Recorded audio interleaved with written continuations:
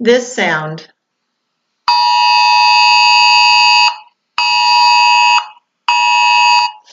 it is familiar to all of us because of the National Weather Broadcasting Service that tests their service on the TV and has for so many years. It also, for those of us in the Midwest, we hear it when there's a chance of a tornado or a bad storm. Now, there's a new association to that sound. It's called the Amber Alert System. According to amberalert.gov, AMBER stands for America's Missing Broadcast Emergency Response. This name was chosen to memorialize Amber Hagerman. Sorry, wrong. Amber was an 8-year-old girl who was one day playing with her brother, riding their bikes in front of their grandparents' house like they did every Saturday. She was kidnapped by a man in a van while her brother watched. Her brother ran home, told her grandparents about it. They then contacted the police. They sat there for days with this information waiting to hear. When finally her body was found, she had been brutally murdered. And the people that worked Amber's case couldn't help but wonder, could they have done something if they had let the public know? How could they let the public know? Her little brother had done such a good job on finding information, having a description of the man in the van, and they wondered, what could they do? In 2001, 4 states came together. They saw a need for this Amber Alert system, and they came together and they set up guidelines. By 2003, George W. Bush, he saw what was happening in his home state and the areas around, and he saw the importance of it too. So he set up the first coordinator on a federal level for the Amber Alert system. It was only 6 years later that all 50 states, the District of Columbia, Puerto Rico, the U.S. Virgin Islands, all of the Indian reservations, and now 20 other countries participate in the Amber Alert system. The Amber Alert Office of Justice explains that there are a set of guidelines that must be followed.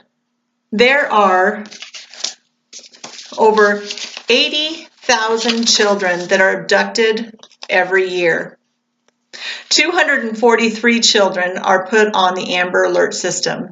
And out of those 243, there are 50 that are rescued. They feel that if they put all 80,000 children every year on the Amber Alert system, that it would lose its value, that we would no longer pay attention to it. So they set up a guideline. There are 5 guidelines that must be met. The first is to make sure that the child truly has been abducted. The second, the child must be at risk for serious bodily harm. Third, there has to be enough descriptive information to help the public with what they need to be looking for. They need to know things like a description of the abductor or the van or the vehicle that what they were taken in, the direction they're going in. They need to see a picture of the child. With those things, and the public is more able to reach out.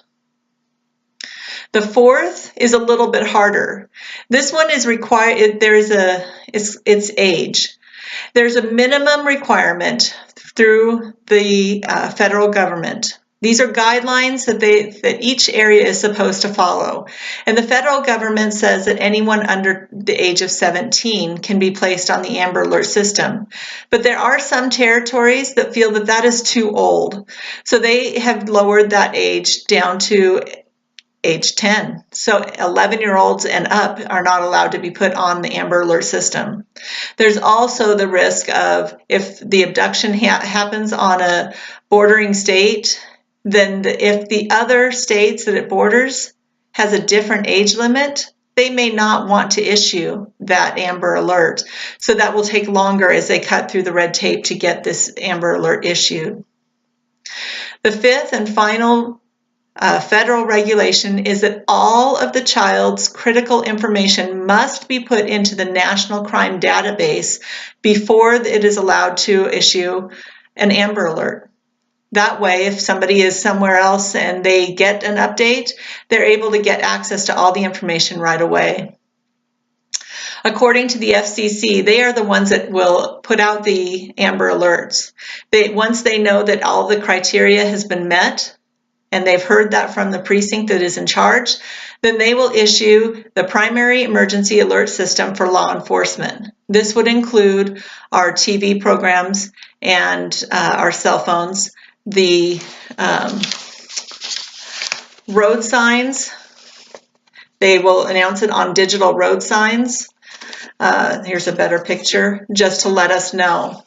And then once they've issued their report, then they contact, according to the National Center for Missing and Exploited Children, they are issued the information, and they reach out like through Twitter and Facebook and different things like that. They are the ones that help us get to everything. This system was created by a group of parents that did not want to see one more Amber situation. They wanted to do all they could. They fought the red tape, and now over 20 countries see the need and get the word out as quickly as possible.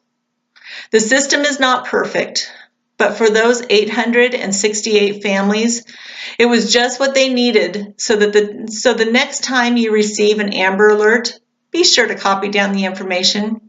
You might just save one more child.